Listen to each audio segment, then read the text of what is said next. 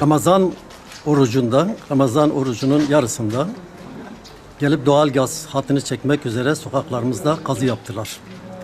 Kazı yaptıkları zaman işte tozdur, dumandır, oruçluyuz derken sokak temizliği yapılmadı. Yalnız bizim sokak değil, tabii çevremizde, Kudret Camisi'nin çevresinde bulunan sokakların tümünde. Tabii biz defalarca bayramdan sonra, Ramazan bayramından sonra defalarca bu görevlerini yapmak üzere davet ettik. Telefonla aradık, görüştük. Bugün yarın derken tam işte 3 aya yakındır bu sokaklar bir türlü temizlenmedi. Şimdi temizlenmemesi bir tarafa, her gün evimizin temizlikleri yapıldığı halde tozdan, dumandan geçilmiyor. Biz ve çoluk çocuklarımız, boğazlarımız artık bu tozdan kuruyacak şekilde hastalıklar da baş göstermeye başladı.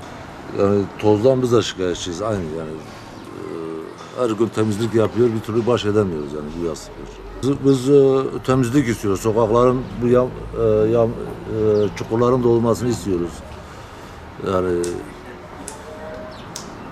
düzgün bir temizlik istiyoruz daha doğrusu yani.